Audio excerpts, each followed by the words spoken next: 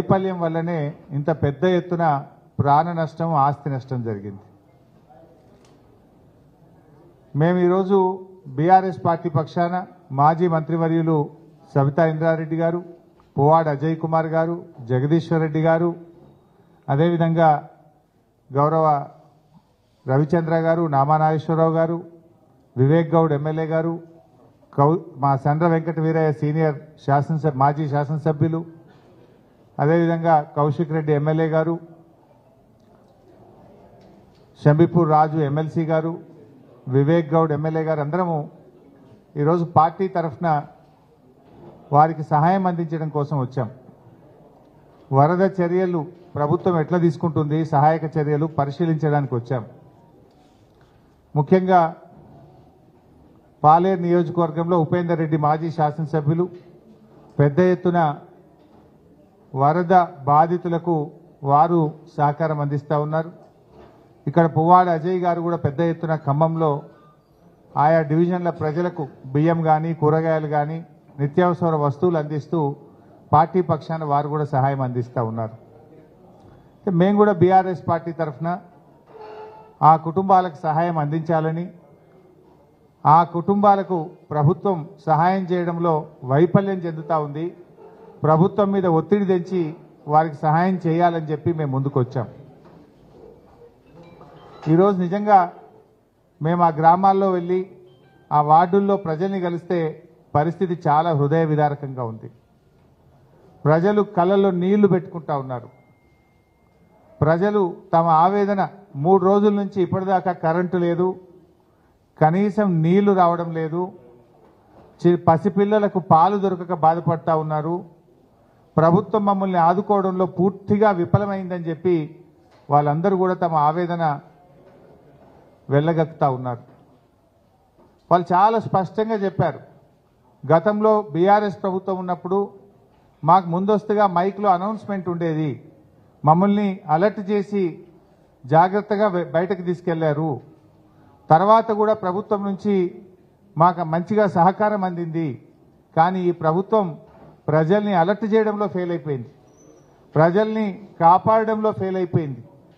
9 మంది ఎమ్మెల్యేలను గెలిపిస్తే 9 మందిని కాపాడలేకపోయినారు, కనీసం హెలికాప్టర్ పంపలేకపోయినారు.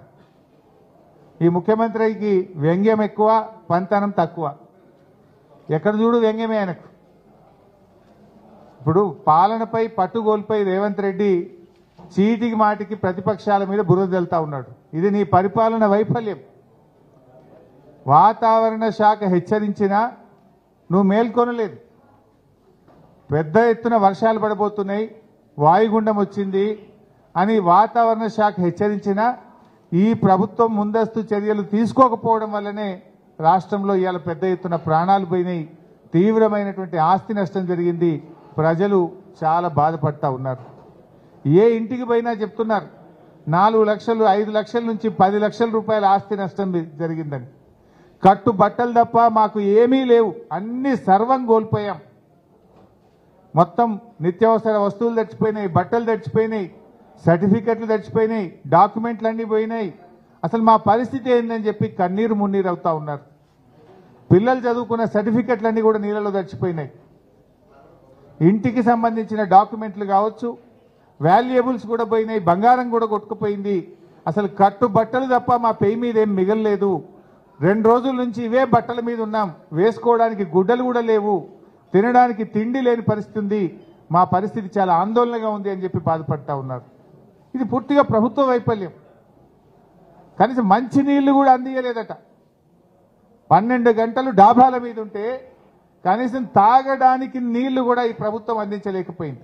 అంటే జిల్లా యంత్రాంగాన్ని సమాయత్తం చేయడంలో కానీ, ముందస్తు ప్రణాళికలు చేయడంలో కానీ, హెలికాప్టర్ అందుబాటులో పెట్టుకోవడంలో కానీ, ఎన్డీఆర్ఎఫ్ బృందాలను ఏర్పాటు చేసుకోవడంలో కానీ ప్రభుత్వం పూర్తిగా ఫెయిల్ అయిపోయింది.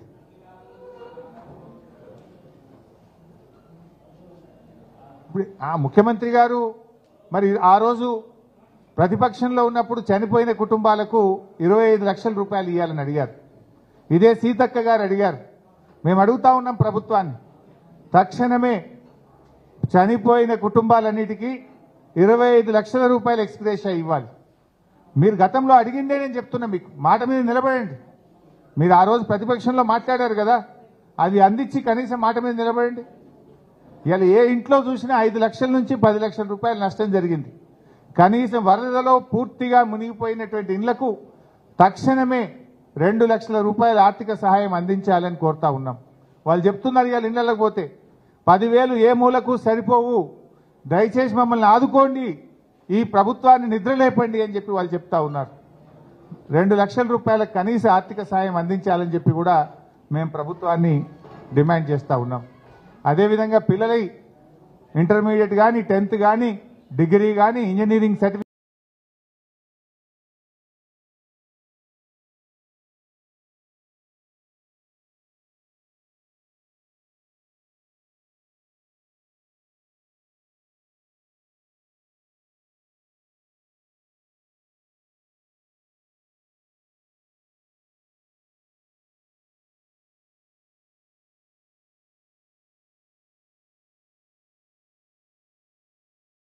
చేసినారు. కానీ ఇలా పరిస్థితి ఏంటంటే నీళ్లు లేవు, ఇవాళ కడగడానికి నీళ్లు కూడా రావట్లేదు. ఏం చేస్తున్నారు? వరద తగ్గి దాదాపు 48 గంటలైనా ప్రజల్ని ఆదుకోరా? అన్నం కూడా పెట్టడంలో ఫెయిల్ అయిపోయింది ఈ ప్రభుత్వం. కనీసం ఇంత భోజనం ప్యాకెట్లన్నా పంపాలి కదా. మీరు బియ్యం ఇస్తే వండుకునే పరిస్థితి లేదు. ఇంట్లో దాదాపు 1 అడుగు మోకాలు లోతు బురద ఉన్నది ఇళ్లలో. నీళ్లు ఏవైతివి ఆ బురదను తీసుకోవడానికి వాళ్ళు నానా తంటాలు పడుతున్నారు. కట్టుకోవడానికి బట్టలు లేవు, కరెంటు లేదు, నీళ్లు లేవు. బియ్యం ఒక 5 కిలోలు ఇచ్చిపోతే వాళ్ళు ఎట్లా వండుకోవాలి, ఎట్లా తినాలి? కనీసం ఇంత అన్నం ప్యాకెట్లు కూడా సరఫరా చేయడం చేతనైతే లేదా ఈ ప్రభుత్వానికి? పూర్తిగా ఈ ప్రభుత్వం ఒక దివాళకోరు ప్రభుత్వంగా మారిపోయింది. ముఖ్యమంత్రికి వ్యంగ్యం ఎక్కువ, మోకాలికి బోడగొండుకు లింకు పెట్టి పిచ్చి మాటలు మాట్లాడే ప్రయత్నం చేస్తా ఉన్నాడు ముఖ్యమంత్రి గారు. ఇక మేము డిమాండ్ చేస్తా ఉన్నాం, కేంద్రం కూడా ఫెయిల్ అయిపోయింది. ఈరోజు కేంద్ర ప్రభుత్వం కూడా రాష్ట్రాన్ని ఆదుకోవడంలో ఫెయిల్ అయింది. 8 + 8 = 16 కాదు, 0 అయింది. కేంద్ర బడ్జెట్లో 0, వరద సహాయంలో కూడా నష్టమే అయిపోయింది. ఏమైంది? కేంద్రం నుంచి ఎన్డీఆర్ఎఫ్ బృందాలు ఎందుకు పంపలేకపోయారు? కనీసం ఒక హెలికాప్టర్ని ఎందుకు పంపలేకపోయారు? ప్రాణాలు కాపాడడంలో రాష్ట్ర కేంద్ర ప్రభుత్వాలు ఫెయిల్ అయిపోయినాయి. ముఖ్యమంత్రి గారిని డిమాండ్ చేస్తున్నాం, అఖిల పక్షాన్ని ఢిల్లీ తీసుకుపోండి, మేము వస్తాం. ప్రధానమంత్రిని నిలదీద్దాం, పదండి. ఎందుకు మన రాష్ట్రానికి సాయం చేయరు అడుగుదాం. అఖిల పక్షాన్ని ఢిల్లీకి తీసుకుపోండి. అన్ని పార్టీల వాళ్ళు వస్తాం. బీజేపీ వాళ్ళు వస్తారా రారా ప్రజలు చూస్తారు వాళ్ళ సంగతి. అంటే ఇలా రాష్ట్ర కేంద్ర ప్రభుత్వాల నిర్లక్ష్యానికి ఖమ్మం మహబూబాద్ జిల్లా ప్రజలు బలైపోయింది. ఈరోజు ఎంత వాళ్ళ కళ్ళలో నీళ్ళు వస్తున్నాయి వాళ్ళని చూస్తుంటే. ప్రతి మహిళ వాళ్ళ ఆవేదన, తడిచిపోయిన బియ్యాన్ని చూపిస్తూ ఒక్క వస్తువు కూడా లేదు. కొన్ని అయితే ఇళ్లలో నుంచి కొట్టుకొని పోయినాయట, వరదలో కొట్టుకొని పోయినాయి, అసలు సామాన్లు లేవు అన్నా. స్టీల్ బౌళ్ళు తప్ప ఏమీ మిగలలేదు అని ఒక మహిళ చెప్పింది. ఆ స్టీల్ సామాన్ ఒకటి కొన్ని చోట్ల మిగిలింది బురదల, ఇంకా మిగతాది ఏది పనికిరాదు. ఇక కాగితాలు పోయినాయి, డాక్యుమెంట్లు పోయినాయి, బట్టలు పోయినాయి, డబ్బులు పోయినాయి, సమస్తము కోల్పోయింది.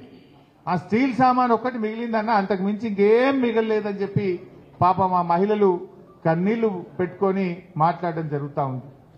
ఇవాళ ఎట్లా తయారైందంటే ఈ ప్రభుత్వం చనిపోయినటువంటి వాళ్ళ విషయంలో కూడా సంఖ్యను తక్కువ చేసి చూపే ప్రయత్నం చేస్తుంటారు.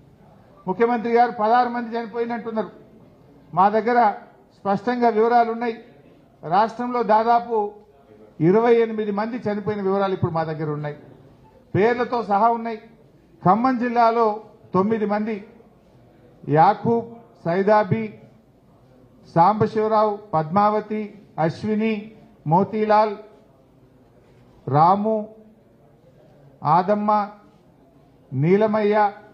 సూర్యాపేటలో నాగం రవి, ఎర్రమల్ల వెంకటేశ్వర్లు, మహబాద్లో నర్సయ్య, శ్రావణి, నాగభూషణం, ములుగులో మహేష్, మల్లికార్జున్, ఆదిలాబాద్లో భోజారాం, నారాయణపేటలో హనుమమ్మ, అంజిలమ్మ, నాగర్ కర్నూల్లో గుర్తు తెలియని వ్యక్తి తాడూరు మండలం చెర్ల తిరుమలాపూర్ గ్రామంలో డెడ్ బాడీ దొరికింది.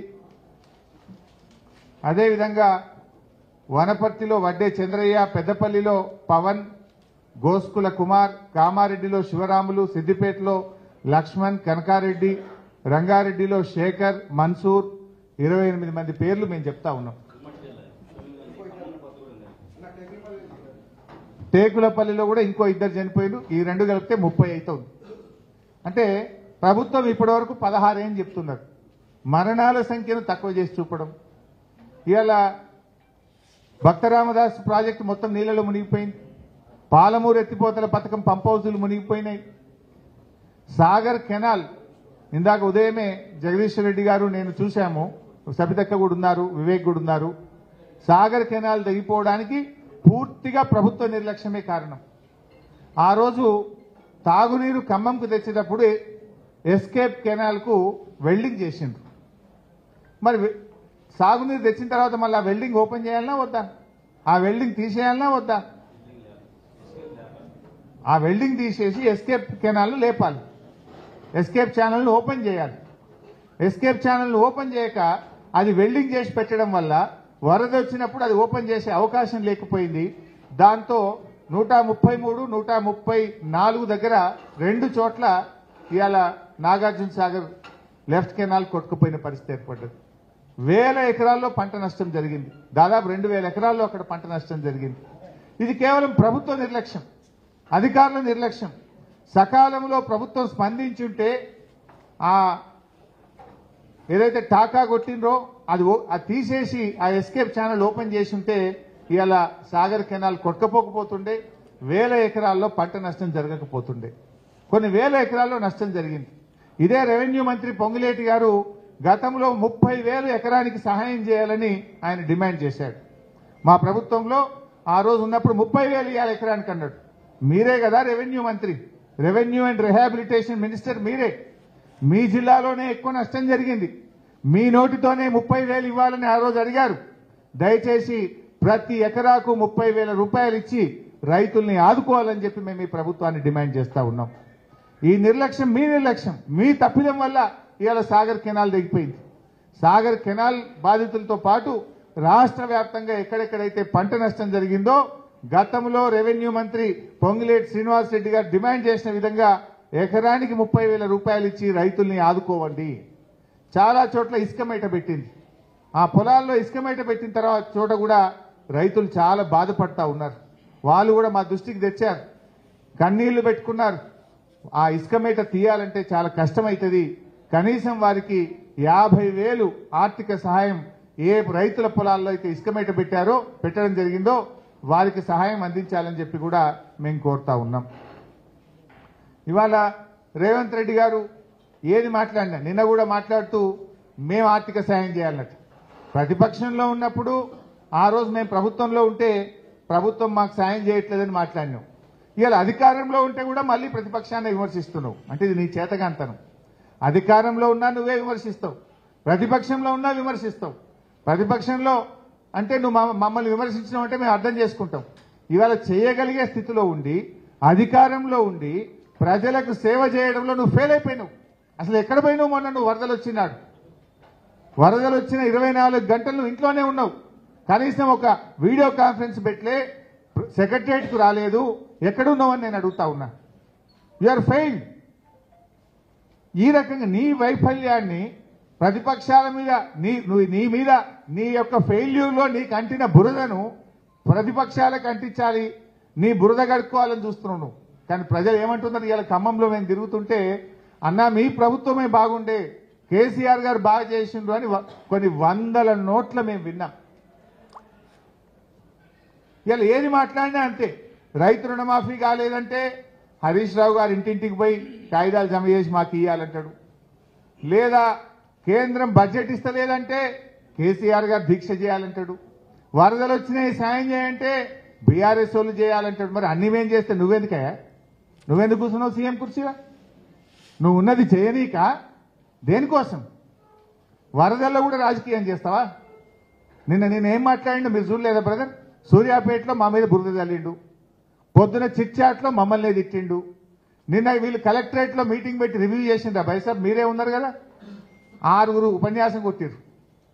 బయటకెళ్ళి వచ్చిన వాళ్ళు 2 జిల్లా మంత్రులు, 3 ముఖ్యమంత్రి, 6 ఉపన్యాసం కొట్టిరు తప్ప జిల్లాలో పంట నష్టం ఎంత జరిగింది, ప్రాణ నష్టం ఎంత జరిగింది, ఆస్తి నష్టం ఎంత జరిగింది, రీహాబిలిటేషన్ క్యాంపులో ఎంతమందిని పెట్టినారు, ఎంతమందికి అన్నం పెడుతున్నారు, కరెంటు పునరుద్ధరణ ఎప్పుడు జరుగుతుంది, ఏం చేద్దాము అనే ఒక ప్రణాళిక గురించి మాట్లాడిందా?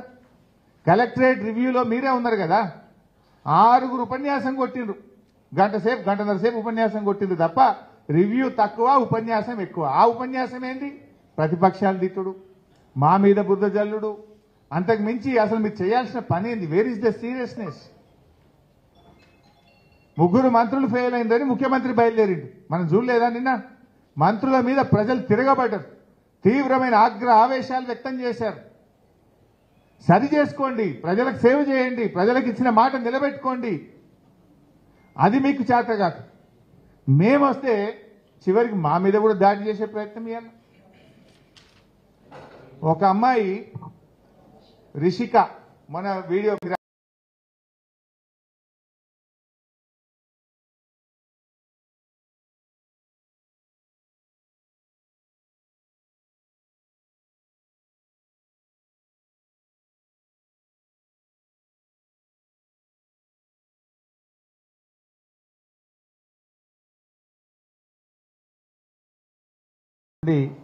రాష్ట్ర వ్యాప్తంగా పడుతున్నటువంటి వర్షాలు, దాంట్లో ముఖ్యంగా ఖమ్మం జిల్లాలో తీవ్రమైనటువంటి నష్టం జరిగింది. అయితే మన సూర్యాపేట జిల్లా పరిస్థితి ఏంటంటే నీళ్లు లేవు, ఇవాళ కడగడానికి నీళ్లు కూడా రావట్లేదు. ఏం చేస్తున్నారు? వరద తగ్గి దాదాపు 48 గంటలైనా ప్రజల్ని ఆదుకోరా? అన్నం కూడా పెట్టడంలో ఫెయిల్ అయిపోయింది ఈ ప్రభుత్వం. కనీసం ఇంత భోజనం ప్యాకెట్లన్నా పంపాలి కదా.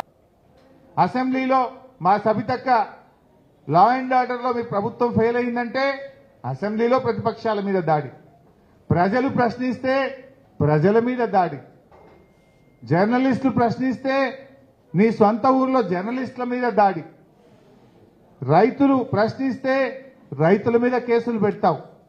నిన్న వరద సహాయం అందలేదని అడిగితే పోలీసుల చేత లాఠీ చార్జ్ చేస్తావు.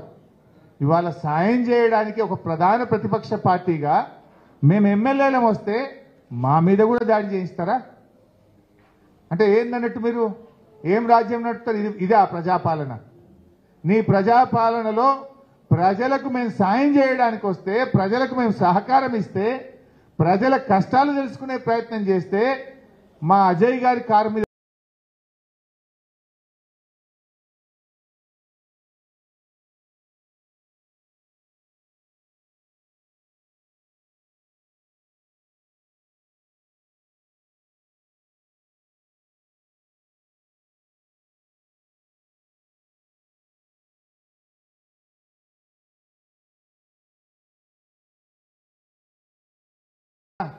మీరు బియ్యం ఇస్తే వండుకునే పరిస్థితి లేదు. ఇంట్లో దాదాపు ఒక అడుగు మోకాలు లోతు.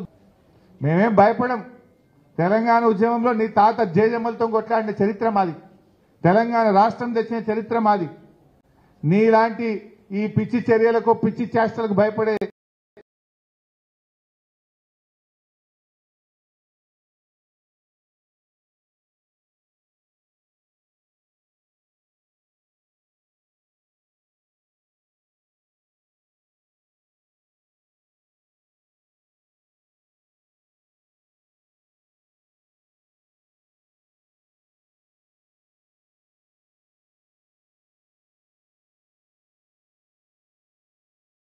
వాళ్ళకి ఇన్పుట్ సబ్సిడీ అందించండి. ఇసుక పెట్టబెట్టినటువంటి చోట వారికి ఎకరానికి 50,000 రూపాయల సాయం అందించండి. అదేవిధంగా సర్టిఫికెట్లు, డాక్యుమెంట్లు ఎవరైతే నష్టపోయినరో ఇంటి రిజిస్ట్రేషన్ డాక్యుమెంట్లు కానీ, అదేవిధంగా మున్సిపల్ డాక్యుమెంట్స్ అన్ని కూడా పోయినాయి, అదేవిధంగా పిల్లల సర్టిఫికెట్స్ అన్ని కూడా పోయినాయి. వాళ్ళందరికీ కూడా దయచేసి ఉచితంగా సర్టిఫికెట్లు ఇప్పించే కార్యక్రమం చేపట్టండి.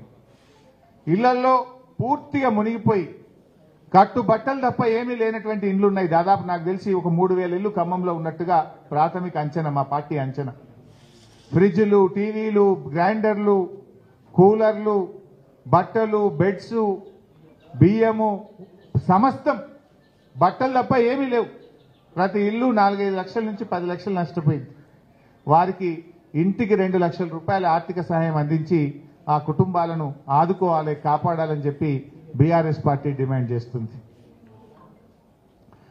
కేసీఆర్ గారి హయాంలో గతంలో వరదలు వస్తే మా అజయ్ గారు, వీరయ్య గారు, ఉపేందర్ రెడ్డి గారు వీళ్ళందరూ ఆ రోజు రిటైనింగ్ వాల్ కట్టి దీనికి ఒక శాశ్వత పరిష్కారం కావాలని చెప్పి కోరారు. ఆ రోజు కేసీఆర్ గారు 650 కోట్లతోని రెండు వైపులా 8.5 కిలోమీటర్ల రిటైనింగ్ వాల్ను శాంక్షన్ చేశారు. ఆ పనులు నత్తనడక నడుస్తున్నాయి. ఆ పనులను యుద్ధ ప్రాతిపదికన పూర్తి చేయాలి. ఖమ్మంను శాశ్వతంగా ఈ వరద నుంచి దూరం చేసే విధంగా ఆ రోజు కేసీఆర్ గారు మంజూరు చేసిన పనులను త్వరితగతిన పూర్తి చేయాలని చెప్పి కూడా మేము బీఆర్ఎస్ పార్టీ తరఫున డిమాండ్ చేస్తా ఉన్నాం. Thank you.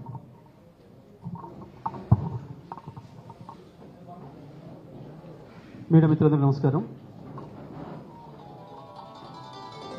ఇప్పుడు హరీష్ రావు గారు చెప్పినట్లుగా తెలంగాణ రాష్ట్రంలో రాష్ట్ర ప్రభుత్వం అనేది పూర్తిగా విఫలమైంది. ప్రజలు చెప్తున్న మాట అది. సార్ మా గతంలో వరదలు వచ్చినాయి. వరదలు వచ్చినప్పుడు ముందుగానే అనౌన్స్మెంట్ చేసిండ్రు, వచ్చి మీరు సురక్షిత ప్రాంతాలకు వెళ్ళాలి అని చెప్పి ప్రభుత్వ యంత్రాంగం అంతా కూడా సహకరించి, స్థానిక ప్రజాప్రతినిధులు అందరూ కూడా సహకరించి మాకు రక్షణ కల్పించిండ్రు. ఇంత నష్టం జరగలేదు మాకు. ఈసారి ప్రభుత్వం ఎక్కడుందో మాకు కనపడతలేదు ఈరోజు కూడా అని చెప్పి స్పష్టంగా చెప్పాను.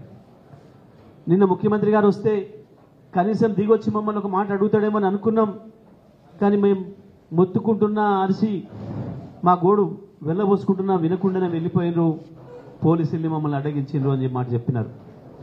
ఉదయం నుంచి ఇప్పటి వరకు ఖమ్మంలో ఏదైతే మా బీఆర్ఎస్ పార్టీ ఆధ్వర్యంలో ప్రజలకు సాయం చేసే కార్యక్రమం జరుగుతుందో దాన్ని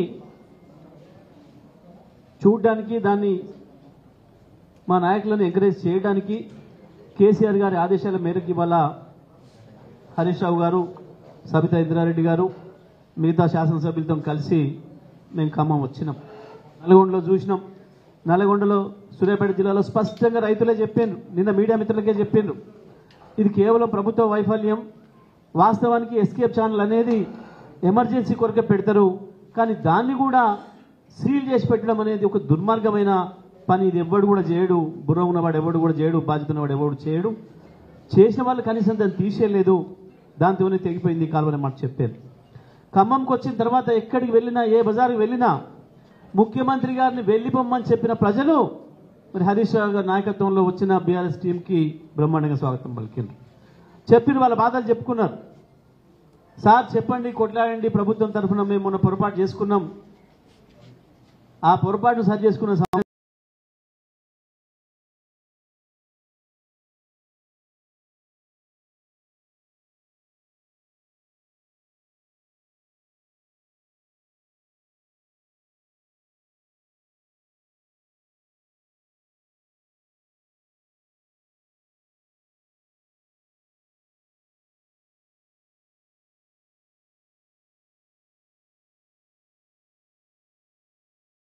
ఒక గూండా, ఒక రౌడీ షీటర్ మిక్కిల్ని నరేందర్ అనబడే వాడి నాయకత్వంలో 5-6 వచ్చి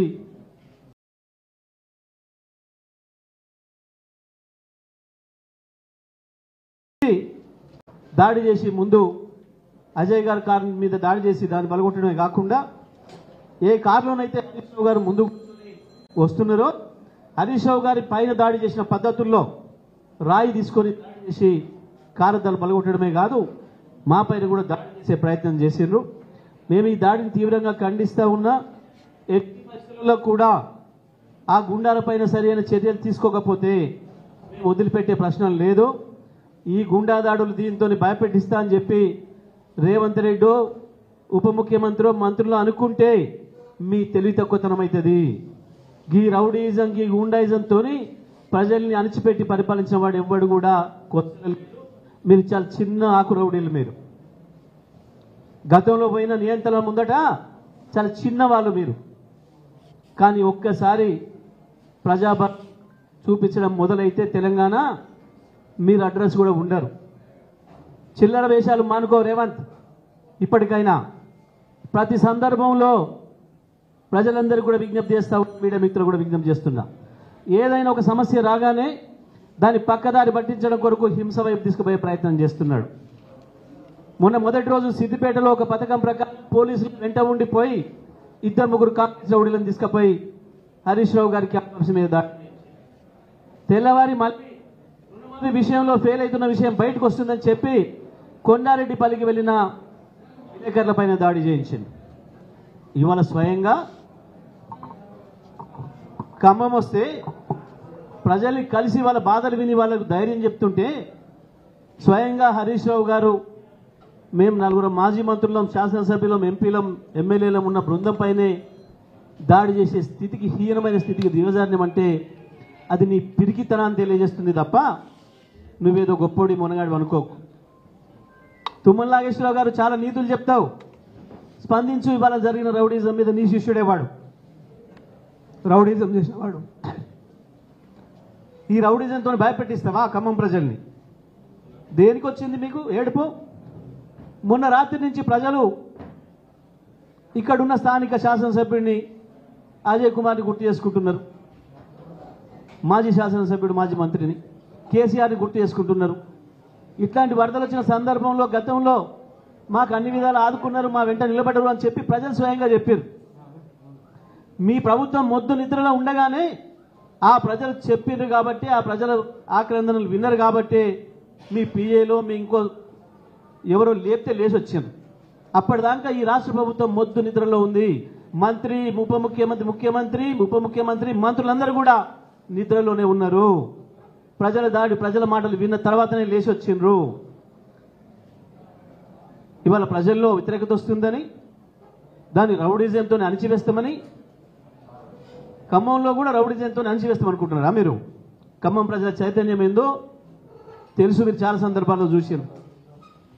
బంద్ చేయండి, ఇటువంటి చిల్లర వేషాలు బంద్ చేయండి. నేను ఈ జిల్లాలో ఉన్న 3 మంత్రులు డిమాండ్ చేస్తున్నా, మీకు ఏమాత్రం చిత్తశుద్ధి ఉన్నా ఆ దాడి వెనకాల మీరు లేకుంటే వెంటనే ఆ దుర్మార్గుల్ని వెంటనే అరెస్ట్ చేయాలి, ఆ గుండాలను వెంటనే అరెస్ట్ చేయాలి. పైగా కాన్వాయ్ ముందు నడుస్తున్న మా కార్యకర్తను కారు కిందకి నెట్టి ఆయన చంపే ప్రయత్నం చేశారు. ఆ గందరగోళంలోనే హరీష్ రావు గారి మీద దాడి చేసే ప్రయత్నం చేశారు. పోలీసుల సాక్షిగా ఇటువంటి దాడులతోని మమ్మల్ని నేను భయపెట్టిస్తామనుకుంటే, మేమేదో వెనుకకు పోతామనుకుంటే మీ భ్రమ అవుతుంది. తప్పకుండా మీ వెంట పడుతూనే ఉంటాం, మీ వైఫల్యాన్ని ఎండగడుతూనే ఉంటాం, తెలంగాణ ప్రజల్ని జాగృతం చేస్తూనే ఉంటాం. ఏ పరిస్థితులు కూడా మిమ్మల్ని వదిలిపెట్టాం. గుర్తుపెట్టుకోండి, ఈ చిల్లర పనులు మానుకోండి. ప్రతి సందర్భంలో వైఫల్యం చెందినరు, అన్ని విషయాలలో ప్రతి విషయంలో మోసమే చేస్తున్నారు ప్రజల్ని. రమ్మని మాట్లాడింది నువ్వే. కేసీఆర్ వస్తలేడు, మేమొస్తేనే భయపడి లాగులు తడుస్తున్నాయి. మీకు ఇంకా కేసీఆర్ కావాలన్నా? మీకు కేసీఆర్ వస్తే ఎట్లా ఉంటుంది వాళ్ళ ఖమ్మం ప్రజలు? నువ్వే కదా అడిగినావు నిన్న సూర్యాపేటలో. నువ్వేదో ముఖ్యమంత్రి అనుకోని ప్రజలు సాయం చేస్తామని ఎదురు చూసిండ్రు. ఏం చెప్పినావు నిన్న ఖమ్మంలో సూర్యాపేటలో? కేసీఆర్ రాట్లే, కేటీఆర్ రాట్లే, బీఆర్ఎస్ ఎమ్మెల్యేలు రాట్లే, ఎందుకు వణుకుతున్నావు ఇవాళ రాగానే?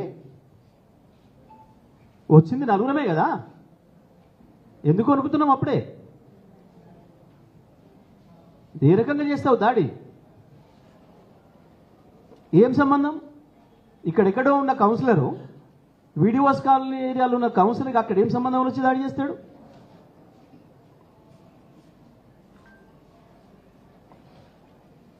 ముందు ప్రజల మీద దాడి చేసిరు, ఒకరి తలబలు కొట్టినరు. స్థానికంగా ఉండే ప్రజలు వచ్చి మాట్లాడుతుంటే వెనక నుంచి రాళ్ళేసి, తర్వాత ఒక కార్బల కొట్టినరు. చివరికి హరీష్ రావు గారు, మేము సబితా ఇంద్రారెడ్డి గారు, నేను, అజయ్ కుమార్ గారు, కౌశిక్ గారు కూర్చున్న కారు మీద కేసీఆర్ మనం హరీష్ రావు గారి ముఖం మీద కొట్టిన పద్ధతుల్లో వారు కూర్చున్న అద్దాన్ని పలగొట్టింది స్వయంగా సిఐ ముందట. మాకు తెలుసు ఈ చిల్లర వేషం నువ్వు ఎందుకు వేసినవో. విషయాన్ని పక్కదారి పట్టించాలి. వరదల విషయంలో మీ వైఫల్యాన్ని దాచిపెట్టుకోవాలి. ప్రజల నుంచి దృష్టి మరల్చాలి. స్వయంగా మేము బీఆర్ఎస్ ఎమ్మెల్యేల మీదే దాడి చేసినామని చెప్పి ఏదో భయపెట్టాలి అన్న మీ చిల్లర ఆలోచన ఇది మమ్మల్ని ఏం భయపెట్టలేదు, మమ్మల్ని ఏం ఆపలేదు. ఖమ్మంలో మా నాయకుల్లో మా కార్యకర్తల్లో ఖమ్మం ప్రజల్లో కూడా భయపెట్టలేరు. ఈ రకంగా మానుకోండి, ఈ చిల్లర వేషాలు మానుకోండి. ఇప్పటికైనా దాడులను మేము ఏమైనా ప్రోత్సహించలే, కేసీఆర్ గారు ఎన్నటువంటి రానియలే. ఇప్పటి కూడా మేమేం రానియం, మళ్ళీ మేమేం ప్రతి దాడులు చెయ్యం. ఏ పద్ధతిలో చెప్పాలనో బుద్ధి ఆదో పద్ధతుల్లో చెప్తాం, ప్రజలతో చెప్పిస్తాం మీకు బుద్ధి ప్రజల చేత. మేము ఖమ్మం సిపిని కూడా డిమాండ్ చేస్తూ ఉన్నాం, వెంటనే దానిపైన విచారణ చేసి జరిగిన దాడికి బాధ్యులు ఎవరో వాళ్ళపైన చర్యలు తీసుకోవాలి. దాంట్లో పోలీసుల పాత్ర కూడా ఎంత మేరకు ఉందో చూడాలి, విచారణ చేయాలి. మీరు కలిసి వచ్చిండ్రు, ఉదయం నుంచి తిరుగుతున్న మా వెంట ఒక్క పోలీసు వారు లేరు. 4 శాసనసభ్యులు మాజీ మంత్రులు వచ్చి తిరుగుతుంటే, మాజీ శాసనసభ్యులు ఎంపీలు ఎమ్మెల్యేలు బృందం తిరుగుతుంటే ఒక పోలీస్ కానిస్టేబుల్ కూడా లేని సందర్భంలో ఉదయం నుంచి ఇప్పటి వరకు ఎందుకు కాంగ్రెస్ గుండాలు దాడి చేసే సమయంలోనే పోలీసులు వచ్చిండ్రు? తెలుసుకొనే బదులుకొనే వచ్చిండ్రు. ప్రజల తిరుగుబాటుకు రౌడీలకు ఎక్కడ తన్నులు పడతాయన్న భయానికి ఆ రౌడీని కాపాడుకోవడం కొరకే పోలీసులు వెంట ఇచ్చి పంపించిండ్రు. కానీ నిజంగా ప్రజల తిరుగుబాటు మొదలైతే ఈ పోలీసులు కూడా మిమ్మల్ని కాపాడలేరు, మీ రౌడీలను కాపాడలేరు. గుర్తుపెట్టుకోండి.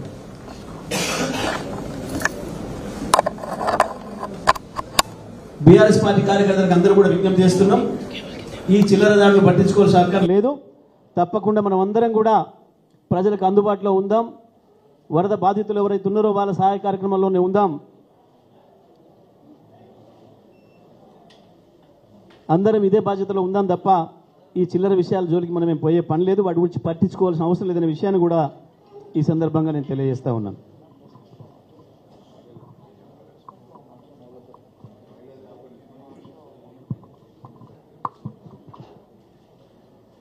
గౌరవనీయులు మాజీ మంత్రివర్యులు హరీష్ రావు గారు, సబితా ఇంద్రారెడ్డి గారు, అలాగే జగదీశ్వర్ రెడ్డి గారు, శాసనసభ్యులు, శాసనమండలి సభ్యులు మరియు మాజీ ఎంపీలు, మాజీ శాసనసభ్యులు, బీఆర్ఎస్ పార్టీకి సంబంధించిన ప్రతినిధి బృందం ఖమ్మం నగరంలో ఈరోజు మున్నేరు వరదకి జరిగిన నష్టం అలాగే బాధితుల్ని పరామర్శించి వారికి సహాయం చేసే కార్యక్రమానికి విచ్చేసిన సందర్భంగా మీడియా సమావేశానికి వచ్చిన మీడియా మిత్రులందరికీ నమస్కారం. మిత్రులారా, నిన్న ఇవాళ మొన్న 3 రోజులుగా ఖమ్మం నగరం ప్రజలు అల్లల్లాడుతూ ఉన్నారు. చాలా ప్రాంతాల్లో జరిగిన వరద నష్టానికి సంబంధించి నేను నిన్న కూడా ప్రెస్ మీట్ పెట్టి మాట్లాడినాం. ఆ విషయాల జోలికి లేదా మా హరీష్ రావు గారు కానీ జగదీష్ రెడ్డి గారు కానీ స్పృశించిన విషయాల జోలికి పోకుండా నేను క్లియర్ కట్గా ఒక విషయం చెప్పదలుచుకున్నా. ప్రతిపక్షంగా మా పాత్ర మేము పోషించాల్సిన బాధ్యత మాకుంది. ప్రజలు మమ్మల్ని ప్రధాన ప్రతిపక్షంగా ప్రజల పక్షాన ప్రశ్నించమని, కష్టాల్లో ఉన్నప్పుడు వాళ్ళ కష్టాలని ప్రభుత్వానికి తెలియజేయటం కోసం, ప్రభుత్వం మీద ఒత్తిడి తీసుకురావడం కోసం చేసే ప్రధానమైన కర్తవ్యమే ప్రధాన ప్రతిపక్ష పాత్ర మా బాధ్యత. ఆ బాధ్యతను నెరవేర్చడం కోసమే పెద్దలందరూ వచ్చారు. వచ్చి బాధితుల్ని పరామర్శించి వారికి ఇతోధికంగా ఎంతో కొంత సాయం చేయాలని చెప్పే కార్యక్రమం ఇవాళ నడిచింది. నిన్నేం నడిచింది, మొన్నేం నడిచింది మీరు చూశారు.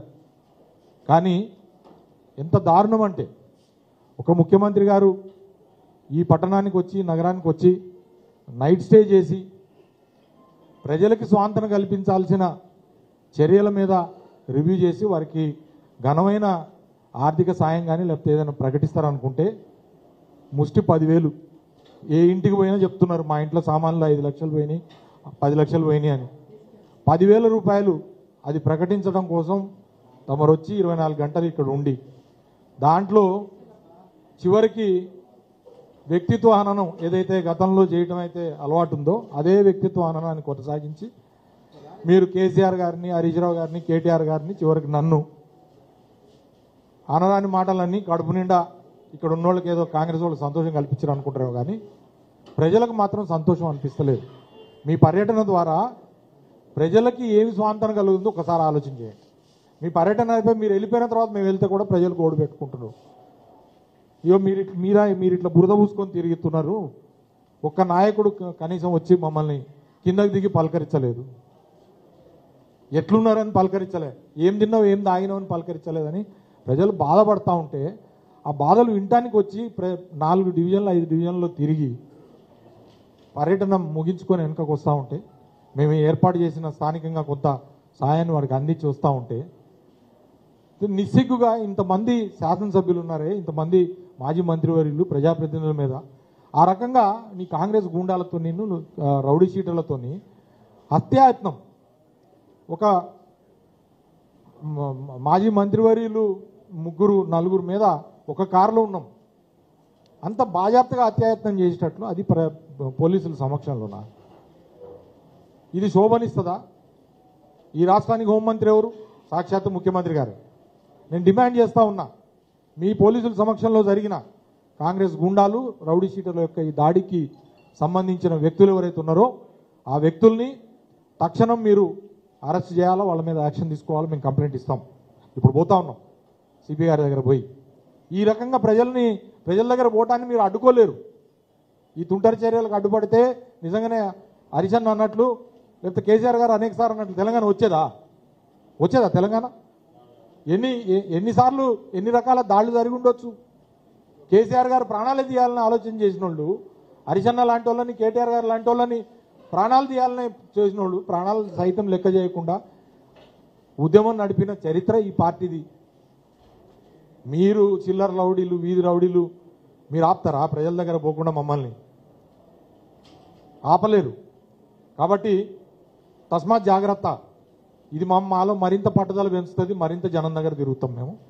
మీరందరూ కూడా ఇక్కడున్న 3 మంత్రులు దీనికి బాధ్యత తీసుకోవాలి. ఇవాళ ముఖ్యమంత్రి గారితో సహా బాధ్యత తీసుకొని మేము మా మీద దాడి జరిగిన దాన్ని మిగతా ప్రజాస్వామ్యవాదులు అలాగే మిగతా పార్టీలు కూడా చూస్తున్నారు కాబట్టి వాళ్ళు కూడా బాధ్యతతో ఖండిస్తారని, అట్లనే ప్రభుత్వం తక్షణం దీంతో పాటుగా ఈ వ్యక్తుల మీద దాడి చేయడం కాకుండా, దాడి చేసిన వాళ్ళ మీద చర్య తీసుకోవడం కాకుండా మా ప్రధానమైన మా ఆక్రోశం ప్రజలకి న్యాయం జరగాల. ప్రజల కోసం అని చెప్పి మేము వచ్చినాం, ప్రజల కోసం తిరిగినాం కాబట్టి ఆ వరద బాధితులకు సరైన న్యాయాన్ని ఇమీడియట్గా చేయండి. వాళ్ళకి ఇప్పటికైనా మంచినీళ్ళు పంపండి, కరెంటు పవర్ రెజ్యూమ్ చేయండి. 3 రోజులు అయింది పవర్ లేదు వాళ్ళకి, తాగటానికి మంచినీళ్ళు లేవు, తినడానికి తిండి లేదు. దయచేసి వాళ్ళకి ఇమ్మీడియట్ రిలీఫ్ మెజర్స్ ఇవ్వండి. అట్లనే మేము గతంలో చెప్పినట్టు ఇప్పుడు కూడా చెప్పినట్టు మరణించిన వారికి 25 లక్షలు, తర్వాత నగరంలో ఇళ్లలో వస్తువులు కోల్పోయిన వారికి 2 లక్షల రూపాయల చొప్పున తక్షణ సాయం కూడా అందించాలని కూడా ప్రభుత్వాన్ని డిమాండ్ చేస్తూ సెలవు తీసుకుంటా ఉన్నాం. 2-3 విషయాలు మర్చిపోయాను.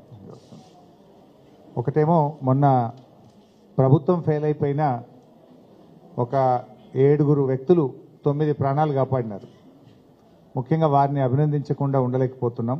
బీఆర్ఎస్ పార్టీ తరఫున ముఖ్యంగా గ్రామ పెద్ద తిరుపతిరావు గారు, మరొక పెద్ద Venkatanarayana garu, JCB owner Venkatramulu, Upender, Jawahar Lal, Subhash, Nagesh, Subhan, JCB driver Subhan, Nageswararao, ఈ 7 అత్యంత సాహసోపేతంగా మరి ఆ రోజు రాత్రి ప్రజల ప్రాణాలు కాపాడారు.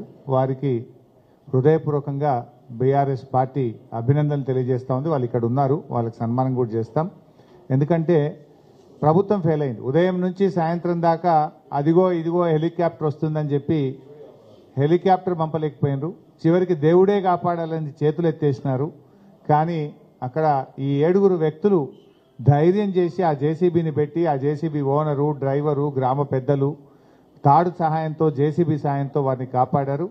వారి ప్రభుత్వం ఫెయిల్ అయినా ఇవాళ వాళ్ళు ఒక బాధ్యతాయుతంగా కాపాడినందుకు వారిని మనస్ఫూర్తిగా అభినందిస్తూ ఉన్నాం. అదేవిధంగా ఈరోజు మా పువ్వాడ అజయ్ గారు దాదాపు 3,000 మందికి కూరగాయలు, నిత్యావసర వస్తువులు పంపిణీ చేయడానికి స్టార్ట్ చేసినారు. దాదాపు కొంతమందికి ఈరోజు అయింది, మిగతా వాళ్ళకి చేస్తున్నారు. అదేవిధంగా వడ్డీరాజు రవిచంద్ర గారు కూడా ఒక 3,000 నిత్యావసర వస్తువుల సరుకులను వారు కూడా పంపిణీ చేస్తున్నారు. వారికి కూడా అభినందనలు. అదేవిధంగా ఉపేందర్ రెడ్డి మాజీ శాసనసభ్యులు కూడా పెద్ద ఎత్తున పాలేరు నియోజకవర్గంలో నిత్యావసర వస్తువులు పంపుతున్నారు. అంతేకాకుండా మేము బీఆర్ఎస్ పార్టీ తరఫున కూడా రాష్ట్ర వ్యాప్తంగా మా నియోజకవర్గాల నుంచి కూడా రేపటి నుంచి వారికి అవసరమైన బియ్యం కానీ పప్పులు నూనెలు బట్టలు తదితర వస్తువులు కూడా రేపటి నుంచి మేము కూడా లారీల్లో డీసీఎంల్లో ఖమ్మం మా బీఆర్ఎస్ పార్టీ ఆధ్వర్యంలో ఇక్కడికి పంపించి పంపిణీ కూడా చేయబోతా ఉన్నాం. ఇప్పటికే రాష్ట్ర వ్యాప్తంగా బీఆర్ఎస్ పార్టీ కాల్ ఇచ్చింది. మొన్న మా సిద్దిపేటలో అయితే 4-5 లారీలు రెడీ అయినాయి. రేపు ఉదయం నేను జెండా ఊపి ఖమ్మంలో అజయ్ గారికి పంపిస్తాను. అట్లా అన్ని నియోజకవర్గాల నుంచి కూడా రాష్ట్ర వ్యాప్తంగా బీఆర్ఎస్ పార్టీ ఇతోధికంగా సాయం చేయబోతా ఉంది. ఆ కుటుంబాలను చూసిన తర్వాత నిజంగా కళ్ళల్లో నీళ్ళు వచ్చినాయి. పెద్ద ఎత్తున ఆ కుటుంబాలకు పాలేరు ఖమ్మం ఈ ప్రాంత నియోజకవర్గ ప్రజలకు పెద్ద ఎత్తున మేము అన్ని రకాల సహాయ సహకారాలు అందిస్తాం. మా దగ్గర నుంచి కూడా ఇక్కడికి పంపించడం జరుగుతుంది. ఇకపోతే కొన్ని ఫొటోస్ ఉన్నాయి. ఈరోజు మా దగ్గర జరిగినటువంటి దాడి మీద ఫోటోలన్నీ కూడా మీకు పంపిస్తాను మీడియా మిత్రులకు. కట్టెలు పట్టుకొని పక్కనే సిఐ ఉన్నాడు, కర్రలు పట్టుకొని బండలు పట్టుకొని స్పష్టంగా దాడి చేస్తున్నారు. సిఐ కాంగ్రెస్ గుండాలు ఇద్దరు ఆ ఫోటోలో ఉన్నారు, వీడియోస్ కూడా ఉన్నాయి. మీకు అవన్నీ కూడా షేర్ చేస్తాం. దయచేసి ప్రజలకు మేము దానికేం భయపెట్టేళ్ళం కాదు, ఈ తాటాకు చప్పులకు భయపడం. కానీ అట్లీస్ట్ ఇప్పటికైనా మా దాడి గురించి కంటే కూడా మా బాధ మా ఆవేదన ఆ ప్రజలకు సాయం జరగాలి. ప్రతి ఇంటికి 2 లక్షల సహాయం చేయండి, చనిపోయిన వాళ్ళకి 25 లక్షలు ఇవ్వండి, సర్టిఫికెట్లు ఉచితంగా ఇప్పించండి, వాళ్ళని పేదల్ని కాపాడండి. మిమ్మల్ని ఇడిచిపెట్టాం, మేము ఇంకా కొట్లాడతాం మీ మీద. ఇప్పుడు ఇది సమయం కాదని ఒప్పుకతో ఉన్నాం. తప్పకుండా పిల్లలకు బుక్స్ కూడా పోయినాయి, మొత్తం కొత్తగా మళ్ళీ పాఠ్య పుస్తకాలు ఇవ్వండి, నోట్బుక్స్ ఇవ్వండి, సర్టిఫికెట్స్ ఇవ్వండి. ఆ కుటుంబాలను ఆదుకోండి. ఇప్పటికీ మంచినీళ్ళు పోలేదు, ఇప్పటికీ కరెంటు పోలేదు, మీరు ఫెయిల్ అయిపోయింది. కనీసం ఇప్పటికైనా కళ్ళు తెరిచి మా మీద దాడితో ఏమొస్తుంది, ప్రజలకు సేవ చేయండి, ప్రజలకు మేలు చేయండి. మిమ్మల్ని నమ్మి 9 సీట్లు గెలిపిస్తే ఖమ్మం ప్రజలకు దారుణంగా ఇలా మీరు అన్యాయానికి గురి చేసిండ్రు, నష్టానికి గురి చేసిండ్రు. It's total failure of the government. ఇలా కొద్దిగా మీరు జాగ్రత్త పడి ఉంటే, ముందస్తుగా మీరు సౌండ్ సిస్టమ్ పెట్టి ప్రజల్ని అలర్ట్ చేసి ఉంటే ప్రాణాలు కాపాడగలిగేది, ఆస్తి నష్టాన్ని నివారించే అవకాశం ఉండే. కానీ ఇక్కడ గవర్నమెంట్ యొక్క ఫెయిల్యూర్ అనేది చాలా స్పష్టంగా కనబడుతుంది. జరిగింది. ఇప్పుడైనా కళ్ళు తెరవండి, ఆ ప్రజల్ని కాపాడండి. Thank you.